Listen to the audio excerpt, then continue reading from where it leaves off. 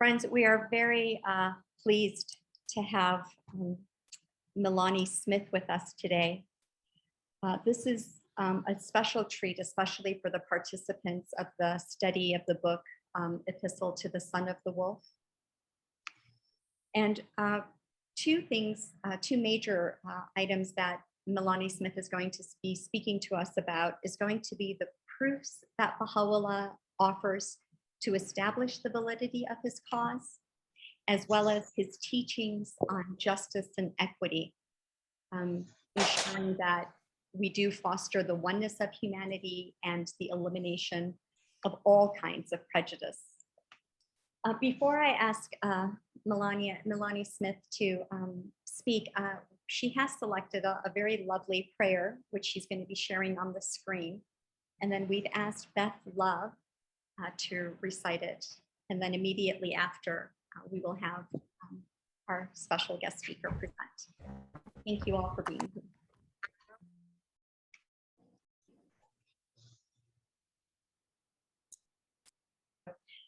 Friends, we are very pleased to have Melanie Smith with us today. This is a special treat, especially for the participants of the study of the book, Epistle to the Son of the Wolf. And two major items that Melanie Smith is going to be speaking to us about is going to be the proofs that Baha'u'llah offers to establish the validity of his cause, as well as his teachings on justice and equity, ensuring that we do foster the oneness of humanity and the elimination of all kinds of prejudice.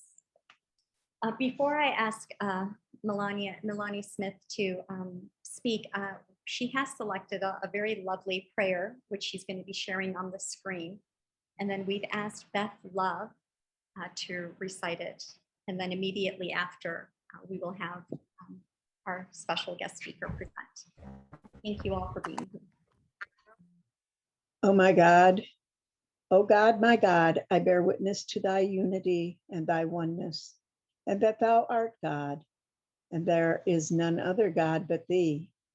Thou hast everlastingly been sanctified above the mention of anyone but thee, and the praise of all else except thyself. And thou wilt everlastingly continue to be the same as thou wast from the beginning and hast ever been.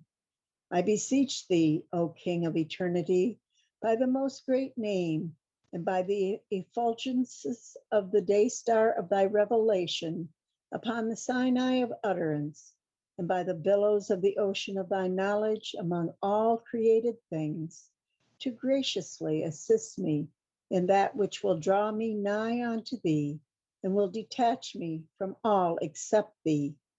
By thy glory, O Lord of all being, and the desire of all creation, I would love to lay my face upon every single spot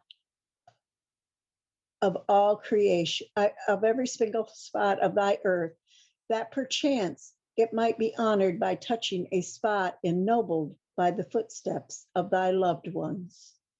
Baha'u'llah.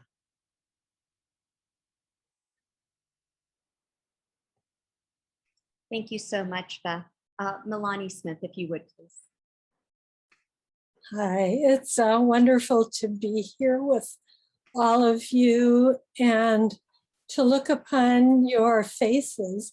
I see some of my friends from days past, and so it's a joy to be here and to see the diversity of faces, because this is what Baha'u'llah unleashed in the world through his power, to bring together all people and weld them together and to create a new civilization. So we see the evidences of that. One of his proofs really is to see this diversity of people who have all come together to study the Word of God and to consider in that context the significance of Baha'u'llah's revelation, which the Guardian has told us is the first object obligation and the object of our constant endeavor to understand more deeply the significance of Baha'u'llah's revelation. So we're all engaged in this process together. And I wrote a study guide, which apparently you are using. And the study guide was written pre-Ruhi. So you may find that it's a little bit complicated, but it was written in such a way which is what Ruhi does, is to empower us, to engage heart and soul, mind and body and spirit with the word of God. My background is in reading and study skills. So when this study guide, I began working on it in the late 80s, early 90s, at the request of the National Spiritual Assembly. Because in that time frame, some of you may remember, we were preparing for the 100th anniversary of the ascension of Baha'u'llah. It was a holy year. And in the framework of that holy year, we were increasing our ability to not only obtain a deeper appreciation for the station and purpose of Baha'u'llah, and also the meaning of his mighty covenant. So that was what was the initial impetus for writing this particular study guide. And, when we come to a book as complicated as the Epistle to the Son of the Wolf, we start thinking about, well, how do I approach this? There's so many layers of meaning. And, Baha'u'llah tells us that his revelation is like an ocean. Now, if you go sailing, one of the things, or fishing, you realize that the ocean has currents. And these currents are deep and they crisscross one another. So part of our approach to the writings of Baha'u'llah is to find the currents and to follow those currents. Also, I discovered, even prior to this, writing this study guide, that Baha'u'llah gives us a methodology for approaching his writings.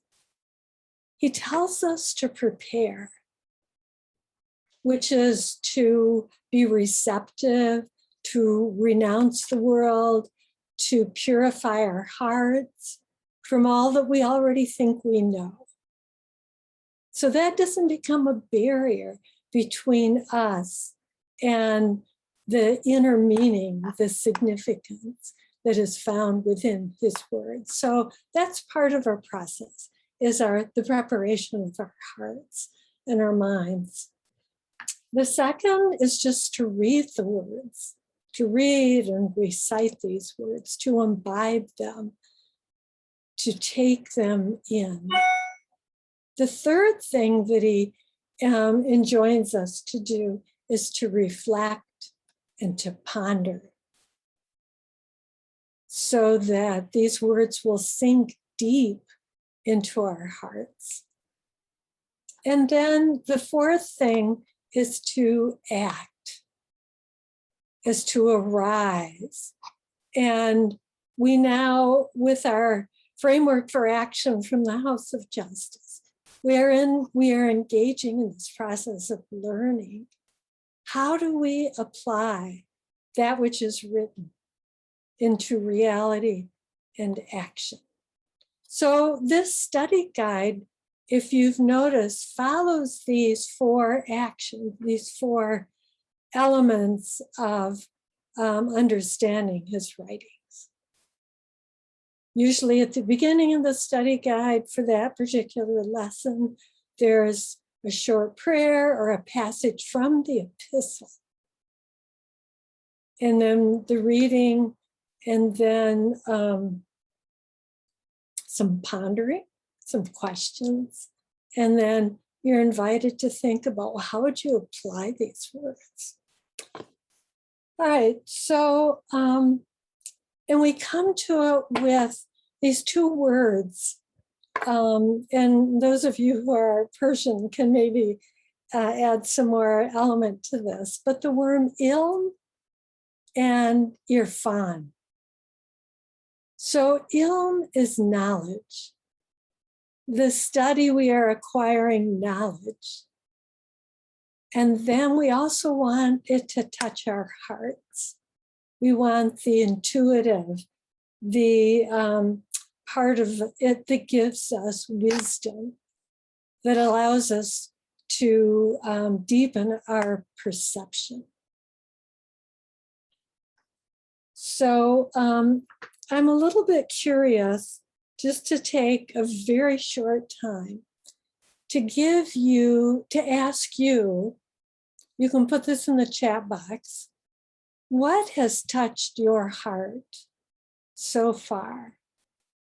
Can you think of one thing that has really spoken to you in this particular study? And I'll give you a minute to just think about it, to jot it down, to write it in the chat, just briefly.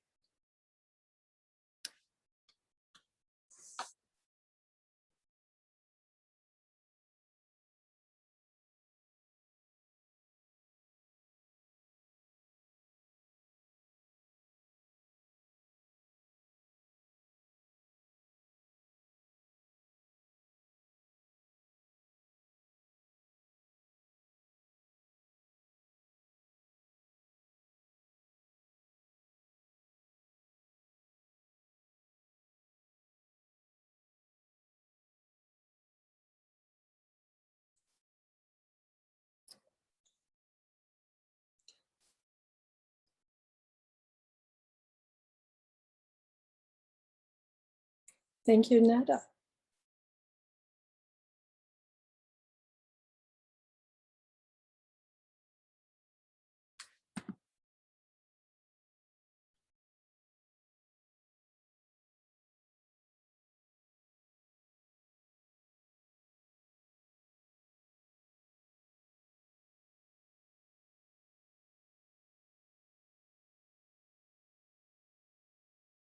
Others?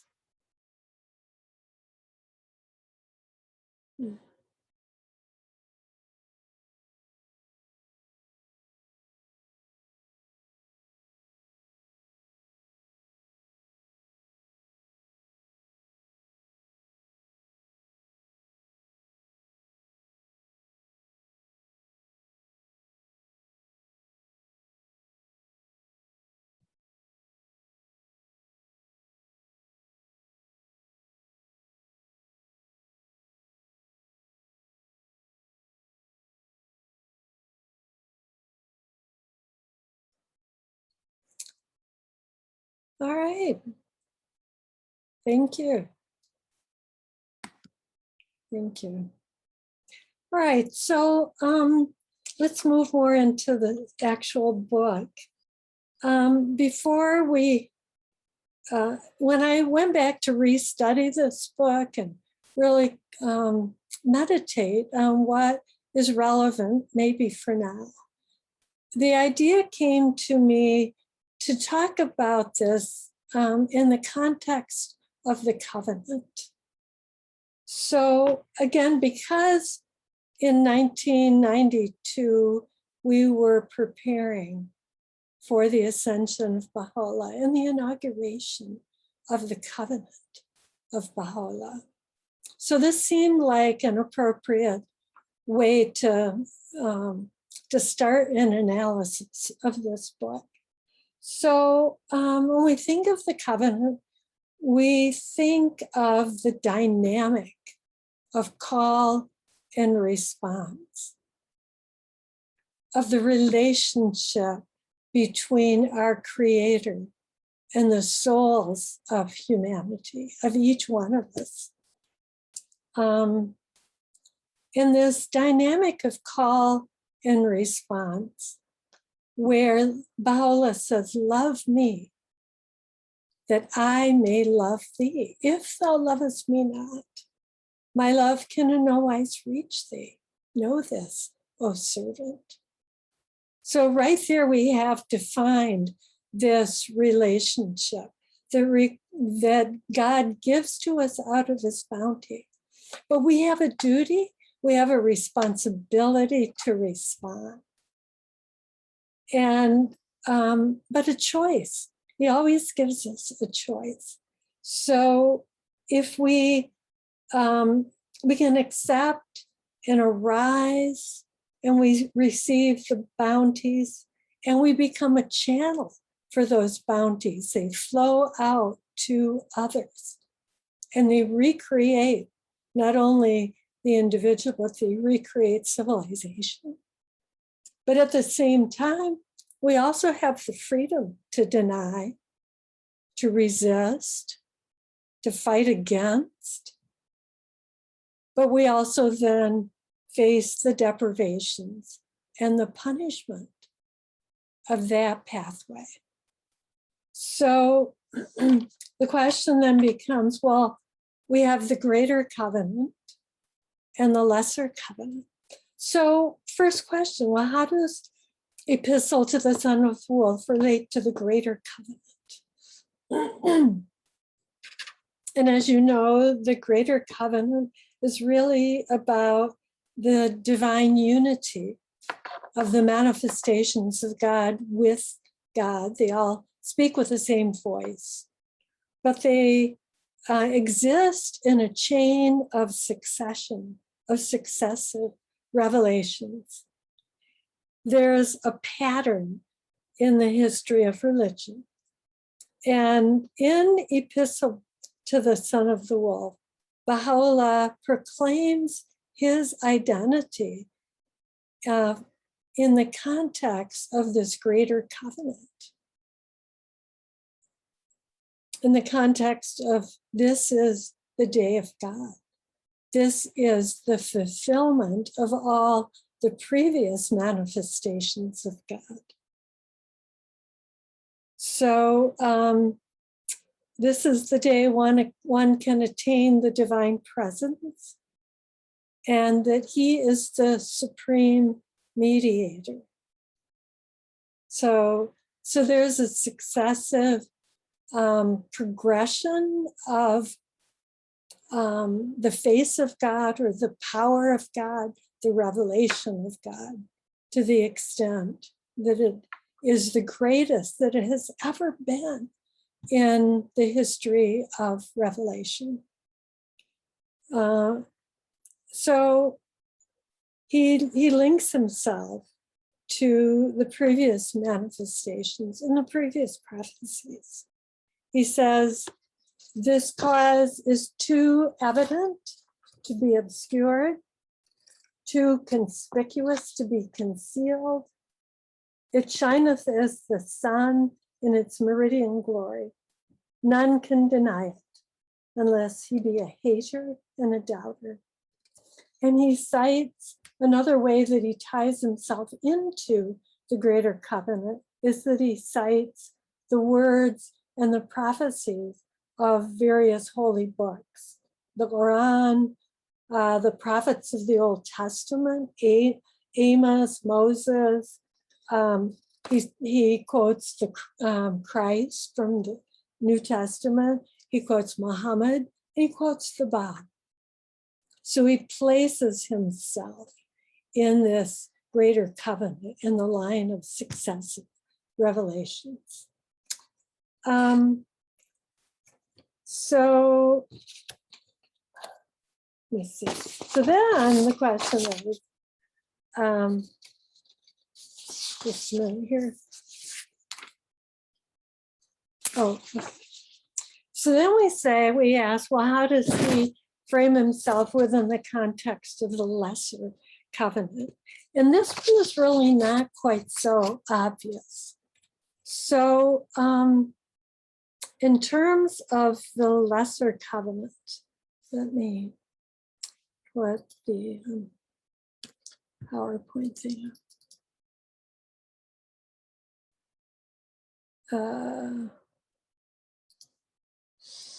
Let's see.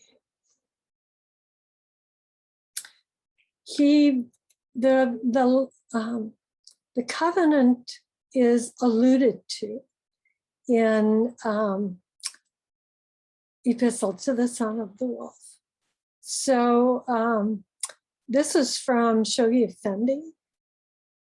Let me do this. Oh, slideshow. Play from current slide. All right. So, oops.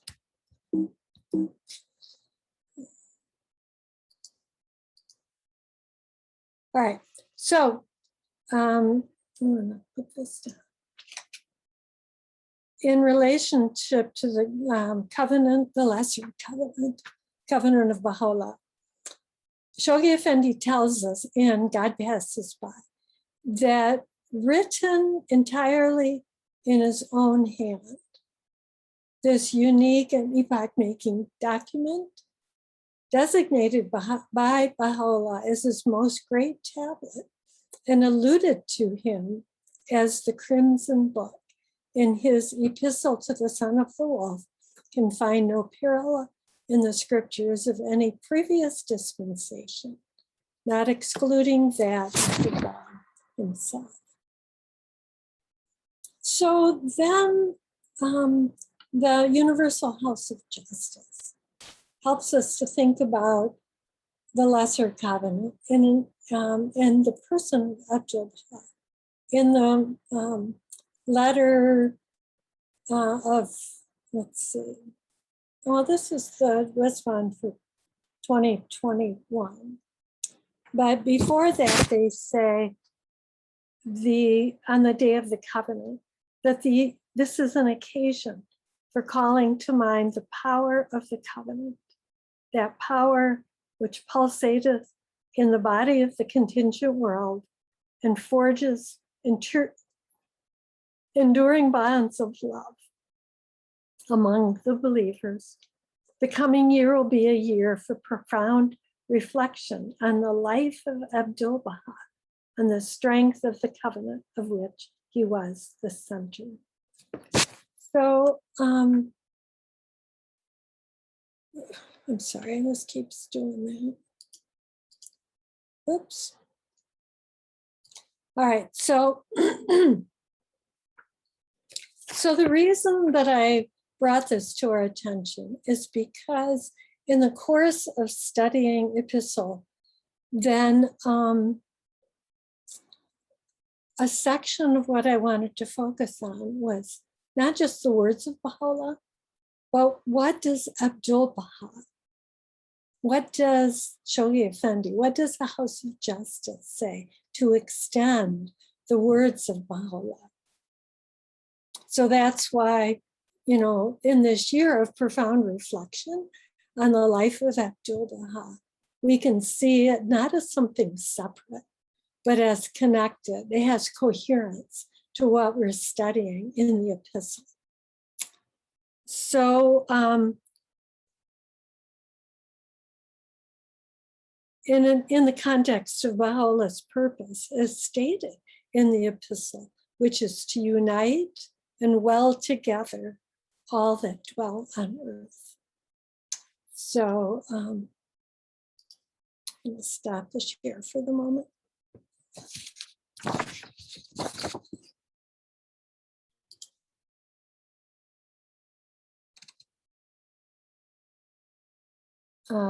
Can everyone see what I put on the screen? Okay. All right, so an overview of the book.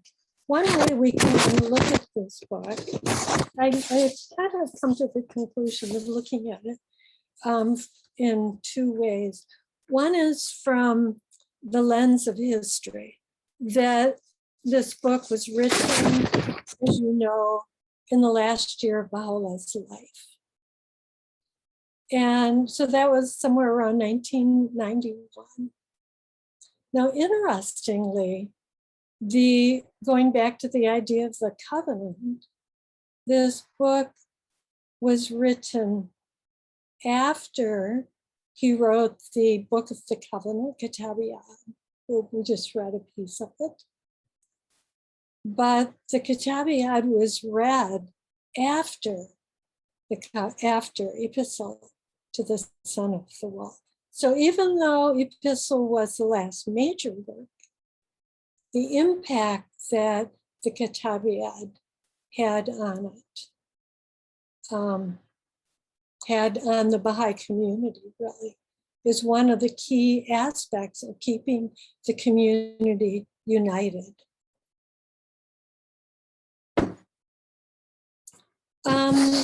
So in this book, Baha'u'llah, it is Baha'u'llah's narrative of his own life.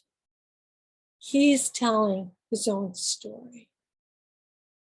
It's not a historian. It's this authentic story of what happened to him.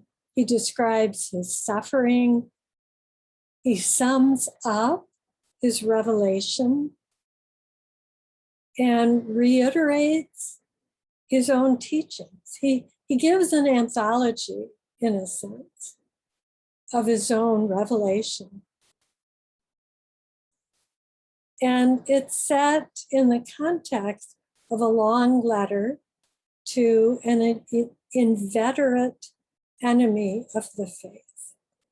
So Shoghi Effendi says, he calls upon that rapacious priest to repent of his acts, quote some of the most characteristic and celebrated passages of his own writings, and adduces proofs establishing the validity of his cause.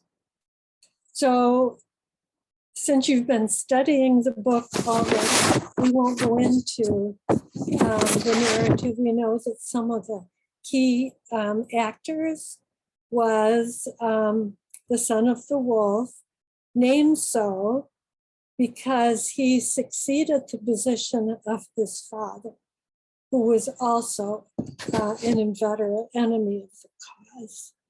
And when the death sentence was meted out to the two Baha'is, the twin shining lights who became martyrs, the son, Sheikh Muhammad Taqi, said, if the executioners won't do it, I'm going to roll up my sleeves and I will do it. So anyway, you can read in the study guide a little bit more of the overview of the story of who this man is that Baha'u'llah addresses. Now he writes to him with a great deal of love and compassion. Let me share the screen again. I just happened to, okay.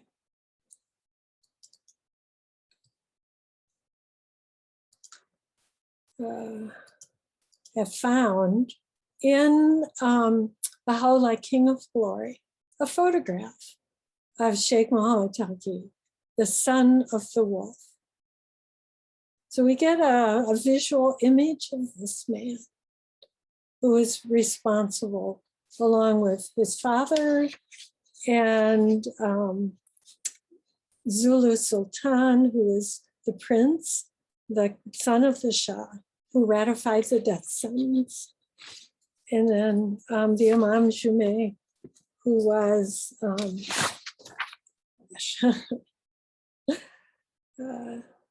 called the she-serpent, also one of the individuals responsible for the persecution of Baha'is. All right. So now we can look at some of the major themes in this particular book. And in your study guide for each session, I identified some of these themes and the page numbers on which they would be found. So these are some of the themes. Number one was that Baha'u'llah proclaims his identity, who he is, not only to the son of the wolf and to the Baha'is and to the Babis, but and to humanity in general. That he is the supreme mediator, the most exalted pen.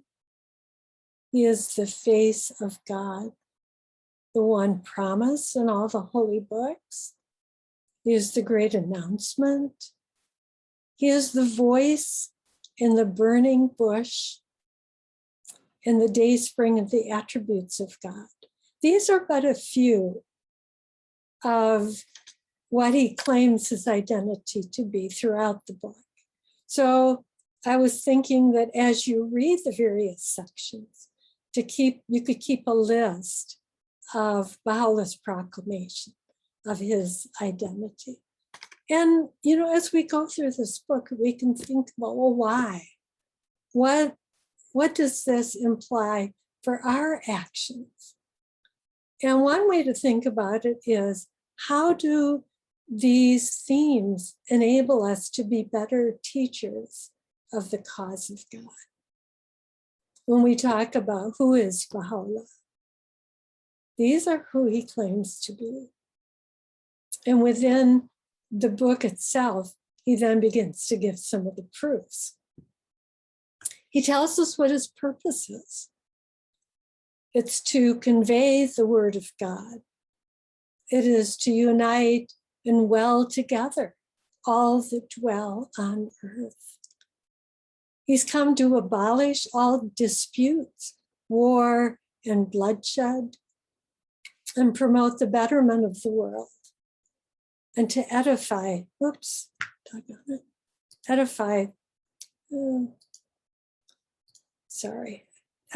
souls of men.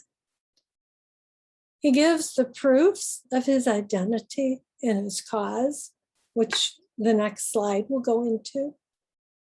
And he gives directives to various audiences, to the sheikh directly, but then he quotes his directives to the Shah, to the kings and rulers, and to Hadi, who was an enemy of the Babis and was trying to destroy all the writings of the Bab.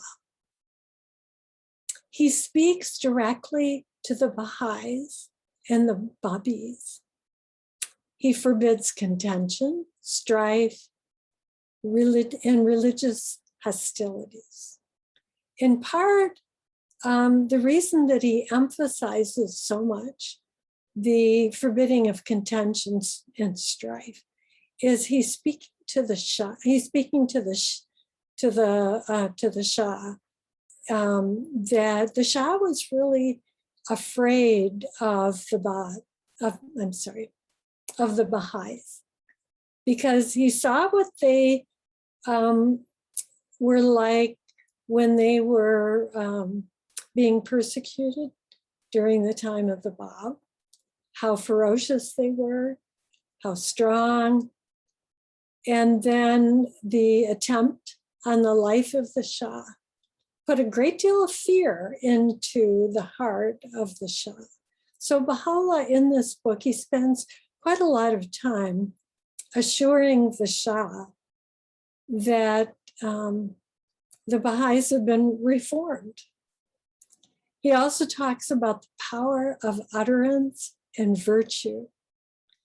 He tells us to consort with all in the spirit of fellowship. He tells us to fear God, to be pure, and to arise. He proclaims his teachings, love, unity, our attitude towards government, the role of religion in transforming civilization. And then he tells us of the sufferings that were inflicted on him. He calls himself this wronged one. And he describes his response to this suffering, that he endured patiently. His love for God increased. He was thankful to God. He was calm and silent, and he prayed for his enemies that they would listen to him. So the responses, and then this book, there are examples of his response, of the responses by the people that he addressed to his revelation. And he gives us the consequences. All right. So here are some of the proofs of his identity and mission that he himself gives us. So I would really love if somebody, maybe 3 or 4 people, let's say 4 people, would volunteer to read. So could you just raise your hand or just speak? Right. I'll put it there and I'll read it for you. Thank you. All right, please, thank you. Proofs of his identity and mission. Oh, sorry. He it is who hath revealed his cause for the guidance of his creatures, and sent down his verses to demonstrate his proof and his testimony. This wronged one hath at all times summoned the peoples of the world unto that which will exalt them and draw them nigh unto God. From the most sublime horizon, there hath shone forth that which leaveth no room unto anyone for desolation, repudiation, or denial. Shall I continue? Yes, why don't you read number 1? God is the source of his revelation. O King, I was but a man like others, asleep upon my couch, when lo, the breezes of the All-Glorious were wafted over me and taught me the knowledge of all that hath been. This thing is not from me, but from one who is almighty and all-knowing. This wronged one hath frequented no school, neither hath he attended the controversies of the learned. By my life, not of mine own volition have I revealed myself, but God of his own choosing hath manifested me. Thank you. All right. So this is what he offers that proves to his audience that he is who he says he is. This did not come from me. I did not create this. So there are many passages, the famous ones about I was, O King, I was but a man asleep on my couch, and lo, they all, oh, there it is. I'm sorry. Yeah, this thing is not for me. Okay, would someone like to read number 2?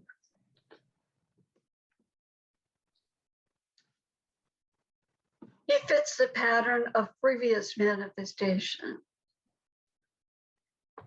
Men have at all times considered every world reformer a fomenter of discord, and have referred unto him in terms with which all are familiar. Each time the day star of divine revelation shed its radiance from the horizon of God's will, A great number of men denied him. Others turned aside from him, and still others calumniated him, and thereby withheld the servants of God from the river of loving providence of him who is the King of creation. Right, so this, thank you. This fits the pattern, the greater covenant in which he places himself and uses as one of the proofs. Whoops, sorry. All right, someone else? His response to his persecution.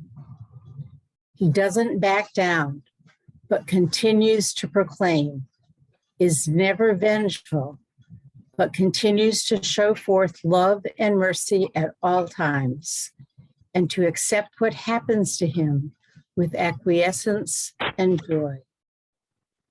Troubles such as no eye hath beheld have touched this wrong one.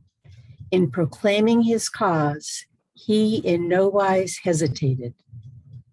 As my tribulations multiplied, so did my love for God and for his cause increase, in such wise that all that befell me from the hosts of the wayward was powerless to deter me from my purpose.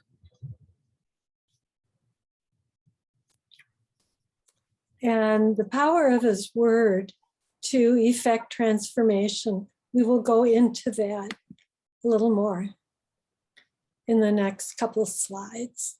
Okay, somebody for number 5. Observe his all-conquering might. Observe thou with a keen eye. The Sun of truth shineth resplendently at the bidding of the Lord of the kingdom of utterance, and the King of the heaven of knowledge, above the horizon of the prison city of Akka. Repudiation hath not failed it, and 10,000 hosts arrayed against it were powerless to withhold it from shining.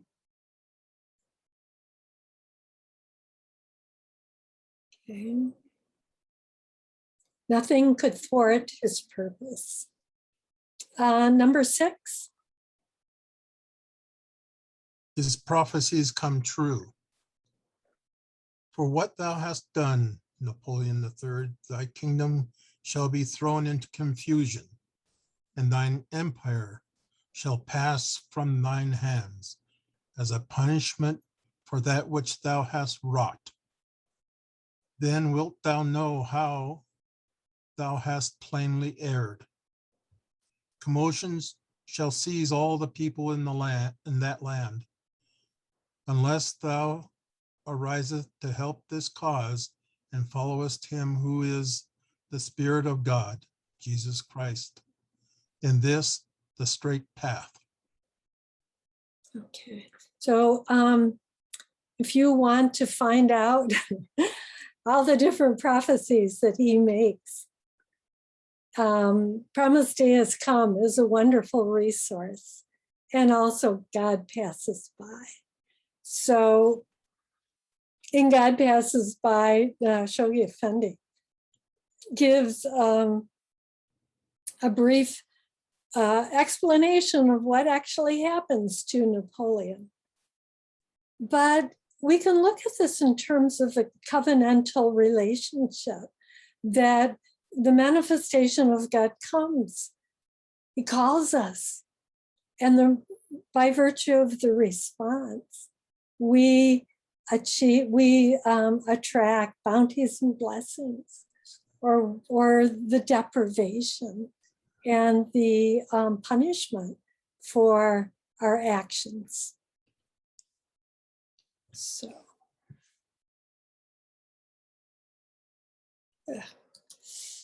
okay, so let's focus a little bit on the power of his word and teachings to transform our moral character and to transform animosity into fellowship and unity.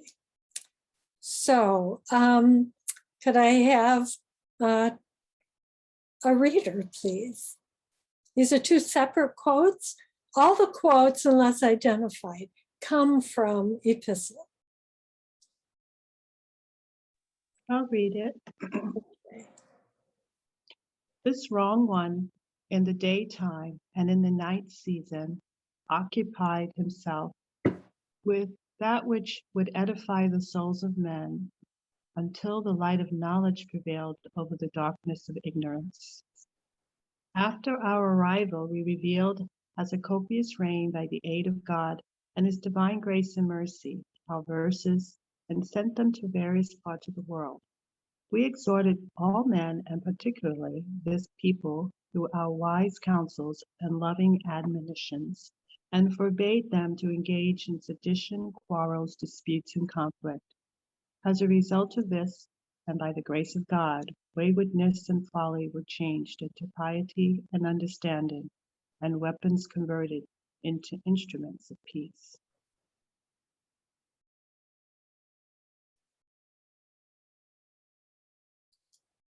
Oops.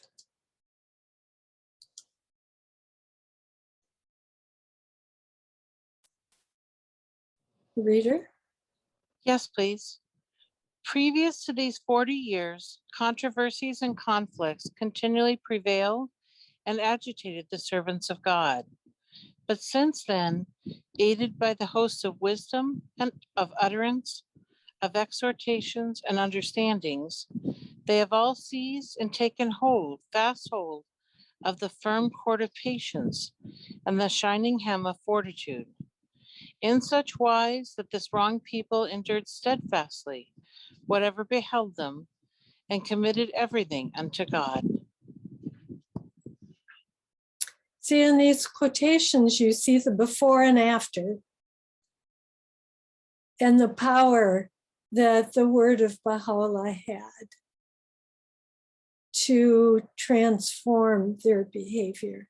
Now, in one sense, he's writing this to show, to assure the Shah that, you know, look, these believers are no longer a threat to you because they've become transformed.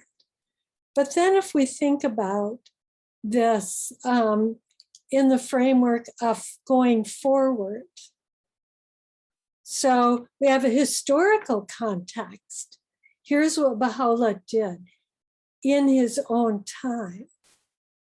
But then we want to think about what happens going forward. So this is still him speaking in real time. Somebody like to read that? I will read this. This people need no weapons of destruction, inasmuch as they have girded themselves to reconstruct the world. Their hosts are the hosts of goodly deeds, and their arms, the arms of upright conduct, and their commander, the fear of God. Blessed that one that judgeth with fairness by the righteousness of God. Such had been the patience, the calm, the resignation, and contentment of this people, that they have become the exponents of justice. And so great had been their forbearance that they have suffered themselves to be killed rather than kill. Thank you. Okay, another reader?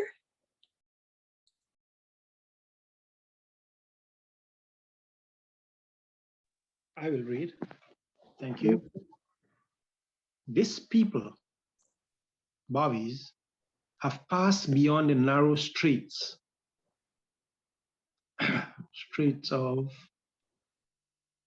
and pitched their tents upon the shores of the sea of renunciation, willingly lay down a myriad lives rather than breathe the word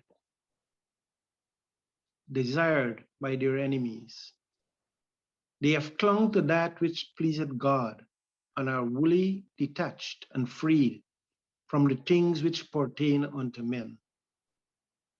They have preferred to have their heads cut off rather than utter one unseemly word. What could have caused such resignation and serenity? The true cause is to be found in the ban which the pen of glory hath day and night chosen to impose, and in our assumption of the reins of authority through the power and might of him who is the Lord of all mankind. Do thou ponder on the penetrative influence of the word of God. Every single one of these souls was force ordered to blaspheme and curse his fate, yet none was found to prefer his own will to the will of God.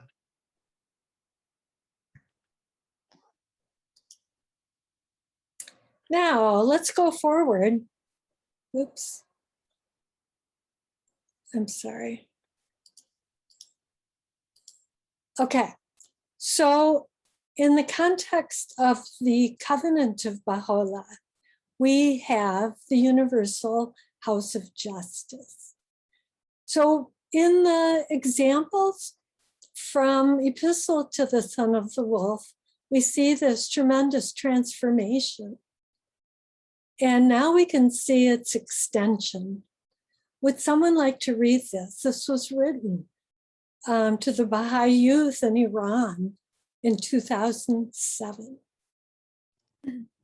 I'll read. Okay, thank you. Recent events call to mind heart-rending episodes in the history of the faith, of cruel deceptions wrought against your forebears. It is only appropriate that you strive to transcend the opposition against you with that same constructive resilience that characterized their response to the duplicity of their detractors. Peering beyond the distress of the difficulties assailing them, those heroic souls attempted to translate the teachings of the new faith into actions of spiritual and social development. This too is your work. Their objective was to build, to strengthen, to refine the tissues of society wherever they might find themselves. You too seek to render service to your homeland and to contribute to a renewal of civilization. They responded to the inhumanity of their enemies with patience, calm, resignation, and contentment, choosing to meet deception with truthfulness and cruelty with goodwill towards all. You too demonstrate such noble qualities, and holding fast to these same principles, you belie the slander purveyed against your faith, evoking the admiration of the fair-minded. Thank you. Someone else? Now we'll move from transformation of character to transformation of animosity into fellowship. I will read. Oops, just a minute, sorry. Okay. Power to transform animosity into fellowship. Through the power of his words, the hearts of the people of all religions have been attuned in harmony. For instance, among the Baha'is in Persia, there are Christians, Muslims, Zoroastrians, Jews, and many others of varying denominations and beliefs who have been brought together in unity and love in the cause of Baha'u'llah. Although these people were formerly hostile and antagonistic, filled with hatred and bitterness towards each other, bloodthirsty and pillaging, considering that animosity and attack were the means of attaining the good pleasure of God, they have now become loving and filled with the radiant zeal of fellowship and brotherhood. The purpose of them all being service to the world of humanity, promotion of international peace, the unification of the divine religions, and deeds of universal philanthropy. By their words and actions, they are proving the verity of Baha'u'llah. Abdul Baha Promulgations 282. Thank you. So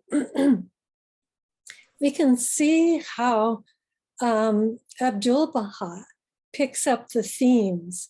The Universal House of Justice picks up the themes that validate the proof of Baha'u'llah's revelation, which is given in Epistle. So do you see that thread, that coherence that connects this? Again, from Abdul Baha.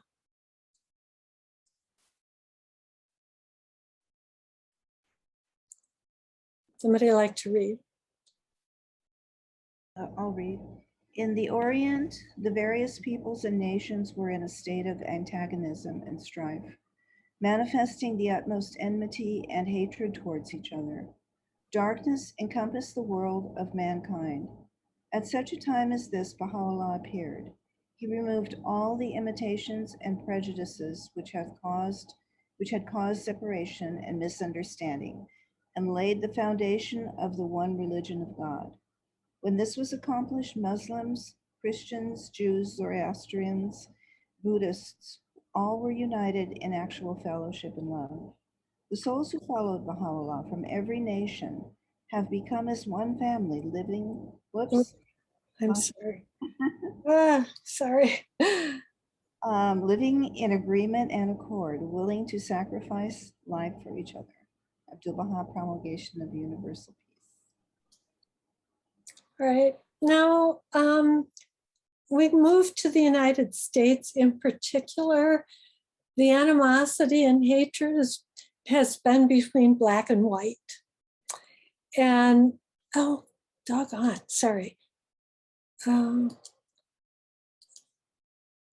Abdul Baha says in one of his talks, as he traveled around the US, there were huge gatherings of people, and both black and white, which was unusual in 1912. So he would praise that. Would somebody read this, please? Yes, I'll read. This is a beautiful assembly. I am very happy that white and black are together. This is the cause of my happiness. For you all are the servants of one God. And therefore, brothers, sisters, mothers, and fathers, in the sight of God, there is no distinction between whites and blacks. All are as one. The love of Baha'u'llah is in your hearts. Your souls are rejoicing in the glad tidings of Baha'u'llah. 4:15:6. Oh, that's okay. And this is from Shoghi Effendi. The faith of Baha'u'llah has assimilated, by virtue of its creative, its regulative, and ennobling energies, the varied races, nationalities, creeds, and classes that have sought its shadow and have pledged unswerving fealty to its cause. It has changed the hearts of its adherents, burned away their prejudices, stilled their passions, exalted their conceptions, ennobled their motives, coordinated their efforts, and transformed their outlook. This universal, the followers of Baha'u'llah, of the Baha'i faith, feel for their fellow men of whatever race, creed, class, or nation, is neither mysterious, nor can it be said to have been artificially stimulated. It is both spontaneous and genuine. They whose hearts are warmed by the energizing influence of God's creative love, cherish his creatures for his sake, and recognize in every human face a sign of his reflected glory. Shoghi Effendi, World Order of Baha'u'llah. Okay, so I want to pause here because it's 9 o'clock, and thank you for the reading. And just, I do have a little bit more, but I would like to pause for a minute and give you a chance to respond to what we've covered so far. What strikes you? Is this something you might think about using in your own teaching? The proofs of Baha'u'llah. Larry, please. Who is this she-serpent you're speaking of? I've never heard that term before. Yeah. Yeah, it was the prince. It was Zayn, Z-E-I-N. Z-E-I-N? Yeah, and I think we reviewed that. I think it was last week.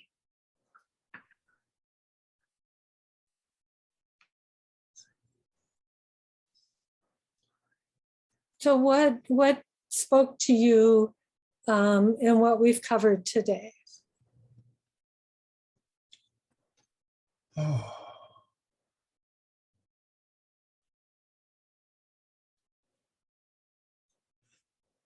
I think the biggest thing was the greater covenant there, how it encompassed all the progressive revelation of the major manifestations. I hadn't really thought of it like that before. Mm-hmm. I agree with that, but I didn't quite understand the connection with the lesser covenant. Oh, Can you reframe that? Yeah, sure. The lesser covenant, those terms are not used, but within, there were two reasons that I kind of went in that direction. Number one was because in the epistle, Baha'u'llah makes reference to the Crimson Book. The Crimson Book is the Kitab-i-Ad, the Book of the Covenant. That's Baha'u'llah's will, in which he appoints, of course, Abdul Baha as the successor, which then ties in with the second point in that the House of Justice has asked us to contemplate, to reflect on Abdul Baha. And so it occurred to me that there is a thread of coherence. That, when we read the writings of Baha'u'llah, it doesn't end there.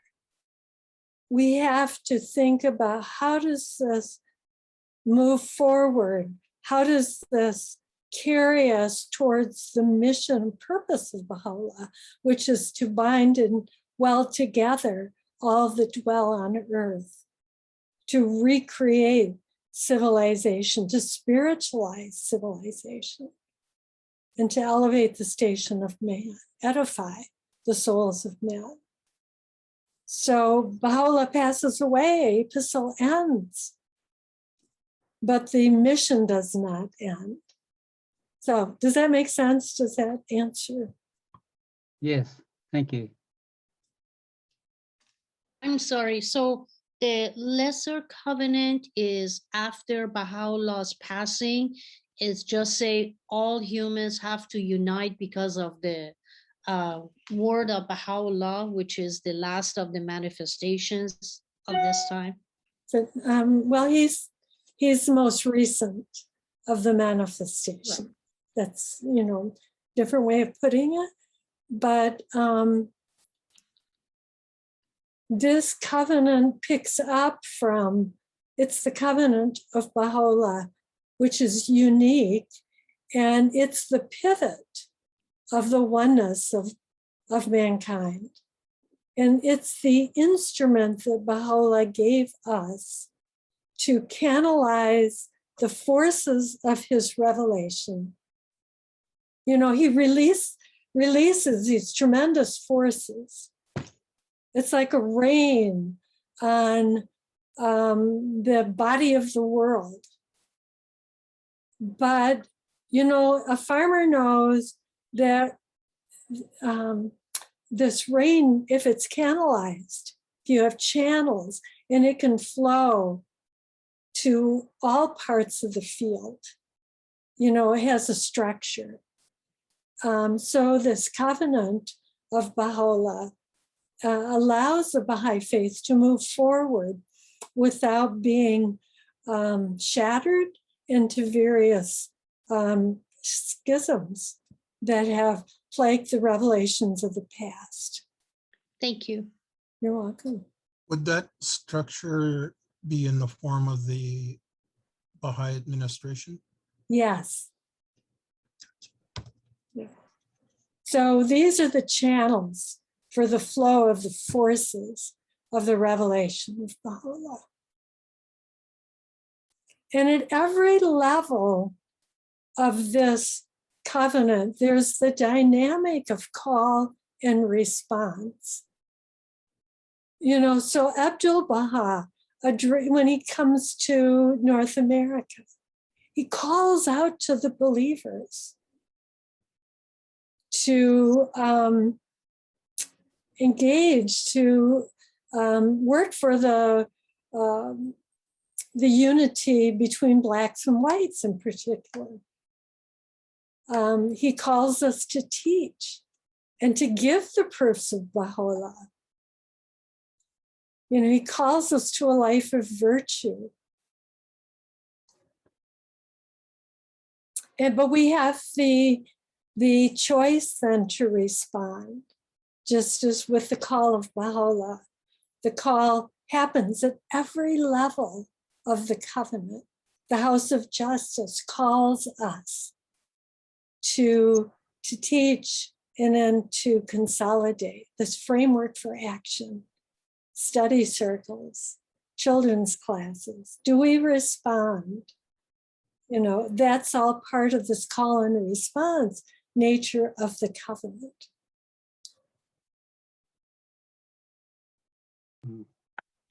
That's beautiful. Thank you. Other comments? For me, again, thank you very much. Thanks, Danetta, and you. It's a wonderful job. And I must tell you, coming out of this, what I'm gathering is that for all of us as Baha'is, there is so much of love into it.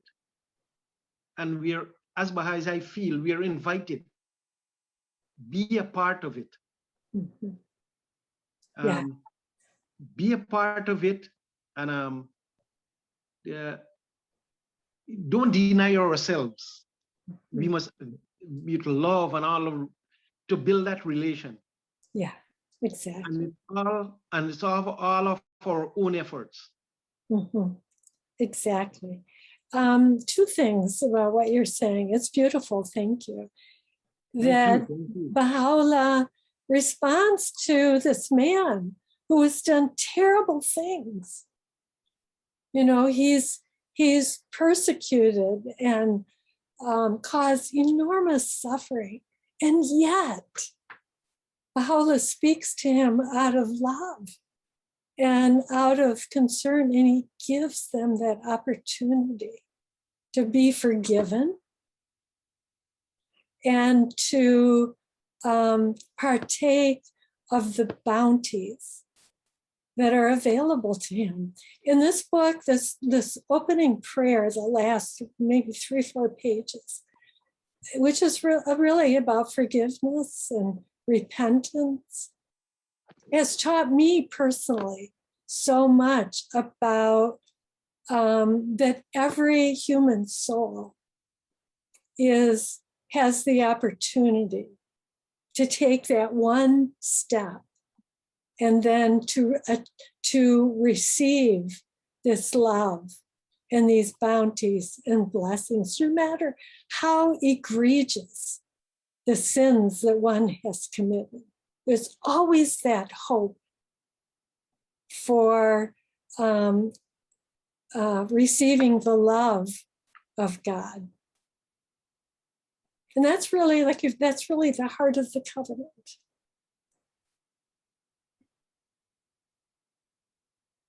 Any other comments? Thank you again. Thank you again. Yeah. You're also very welcome. If you wanted to stay for a few minutes, we could go through the last section, which is about justice. Yes, please. Yes, okay. So, it's not as long.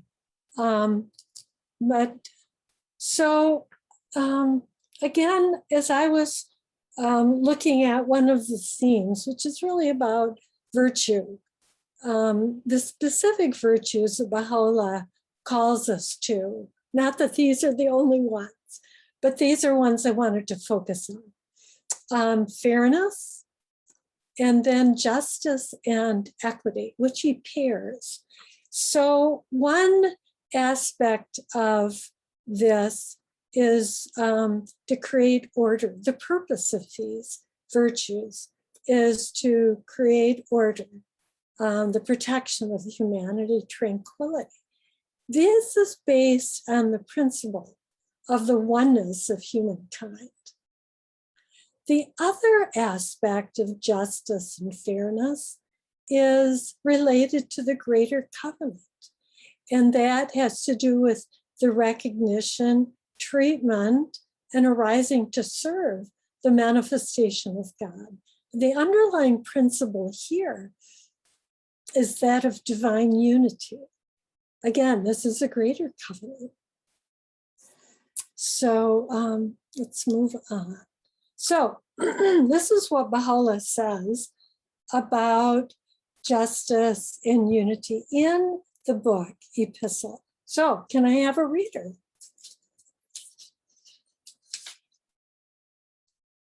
I will read.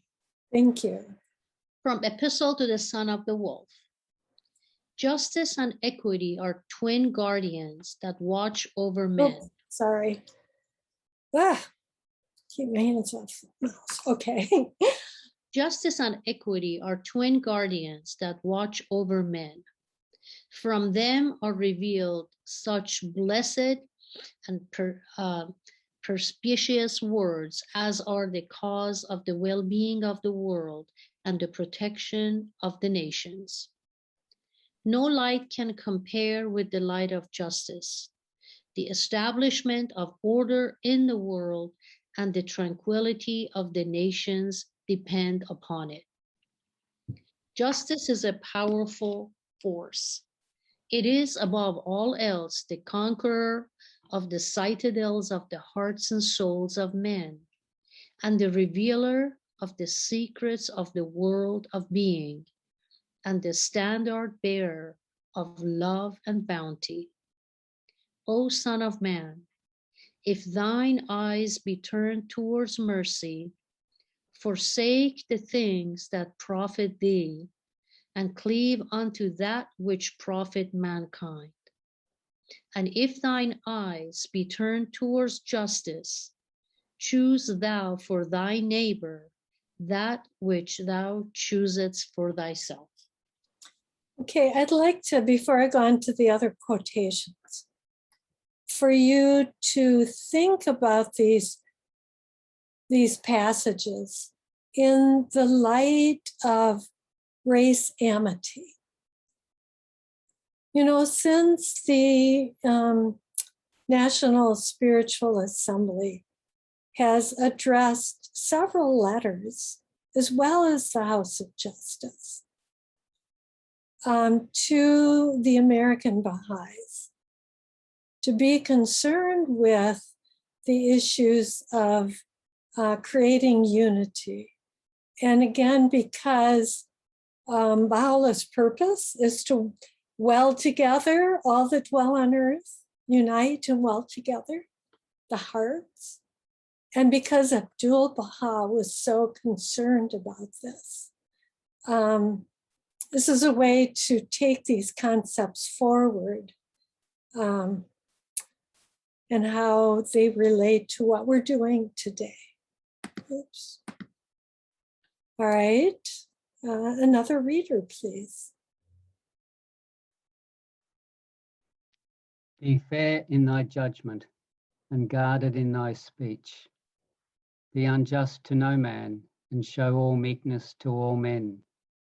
O Son of Man, if thine eyes be turned towards mercy, forsake the things that profit thee, and cleave unto that which will profit mankind. And if thine eyes be turned towards justice, choose thou for thy neighbor that which thou choosest for thyself. O my God, I ask thee by thy most glorious name to aid me in that which will cause the affairs of thy servants to prosper and thy cities to flourish. Thou indeed hast power over all things. Blessed is he that entereth the assembly for the sake of God, and judgeth between men with pure justice. He indeed is of the blissful.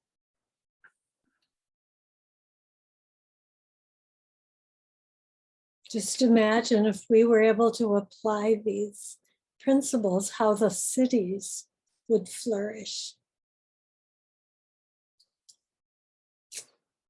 We seem to be moving further away from these principles in public discourse, do you think? Yes. And isn't this not our job as Baha'is to manifest these principles in our own lives? So would someone like to read these passages from Abdul Baha from Paris Talks? Can do that. O friends of God, be living examples of justice, so that by the mercy of God, the world may see in your actions that you manifest the attributes of justice and mercy. Justice is not limited. It is a universal quality. Its operation must be carried out in all classes, from the highest to the lowest. Justice must be sacred, and the rights of all the people must be considered. Desire for others only that which you desire for yourselves. Then shall we rejoice in the sun of justice, which shines from the horizon of God. I hope that each one of you will become just and direct your thoughts toward the unity of mankind, that you will never harm your neighbors nor speak ill of anyone, that you will respect the rights of all men and be more concerned for the interests of others than for your own.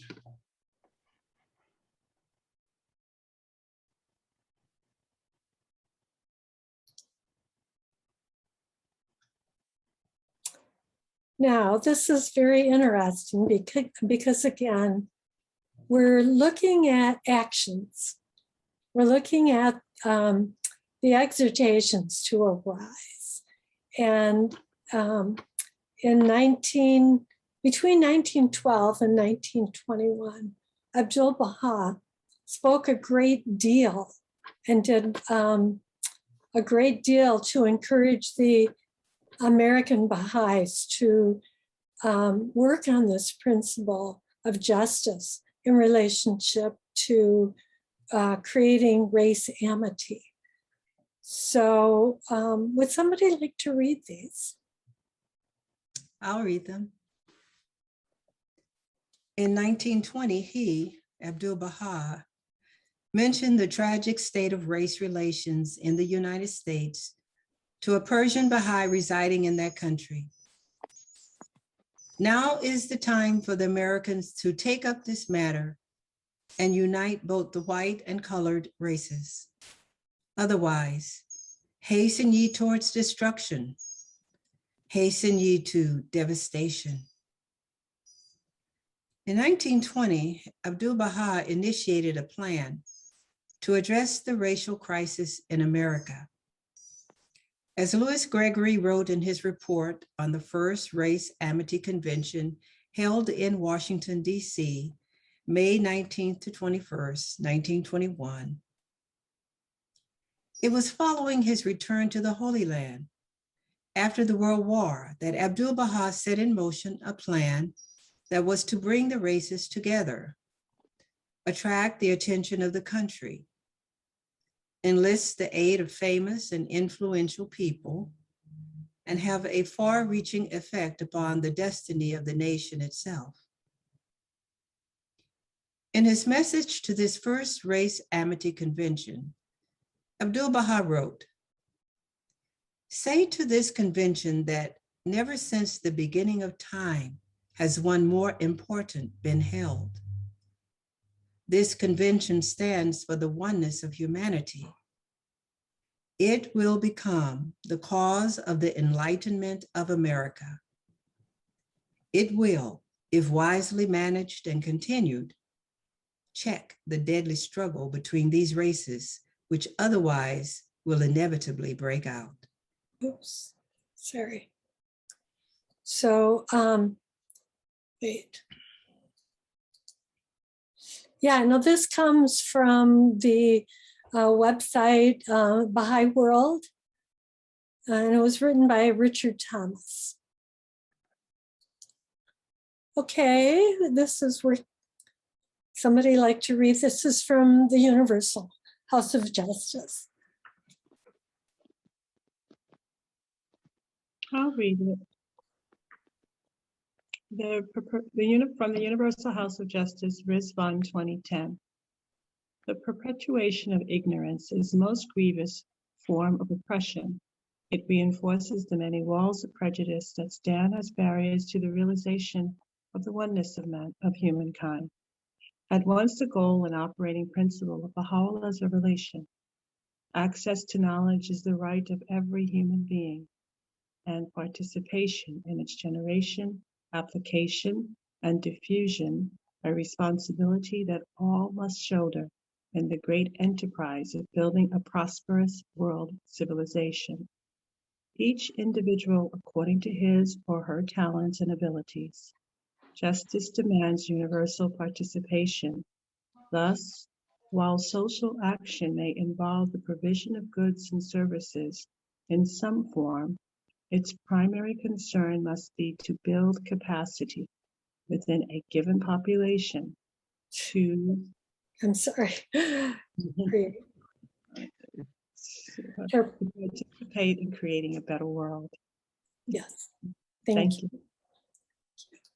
Okay, one more. Again, from the House of Justice. Wait, sorry. Somebody like to read that? No, I'm sorry.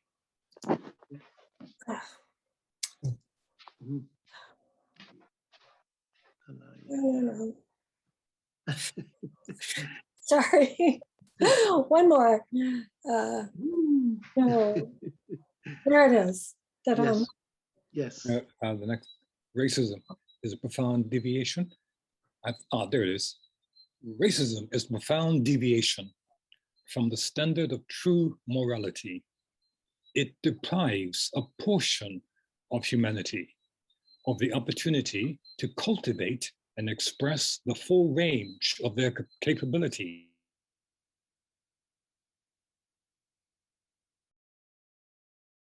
Progress of the rest of humankind.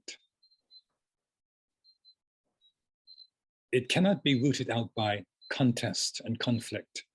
It must be supplanted by the establishment of just relationships among individuals, communities, and institutions of society that will uplift all and will not designate anyone as other.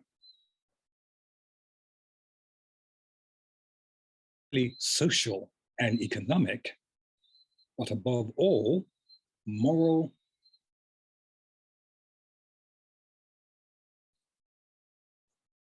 Thank you very much.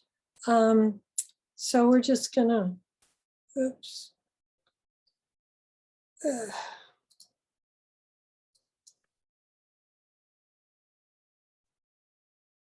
gonna go to this.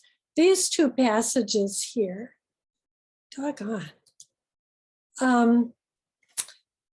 really are about fairness in a religious sense. And in these two passages, one to the Sheikh and the other to the people of the Baha'i, and we relate this back to the greater covenant, that when the manifestation of God comes, when a new religion comes, we are obligated to investigate. So would somebody like to read these two passages? I will. O Sheikh, we beseech God to aid thee to be just and fair-minded, and to acquaint thee with the things that were hidden from the eyes of men. He in truth is the mighty, the unconstrained.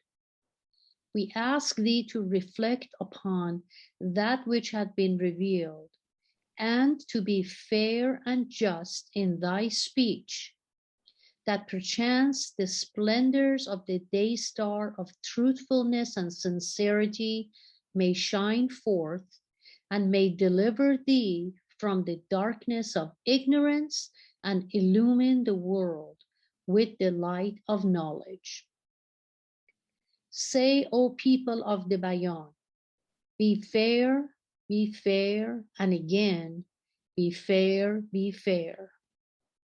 Be ye not of them who have made mention of the manifestation of the cause of God in the daytime and in the night season, and who, when he through his grace appeared, and when the horizon of revelation was illumined, pronounced against him such a judgment as had provoked the lamentations of the inmates of the kingdom and of the realm of glory, and of such as have circled about the will of God, the all-knowing, the all-wise. So, thank you. Oops. All right, this is just a closing statement. Would someone like to read this?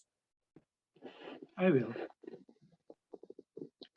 Now in the world of being, he has moreover explained.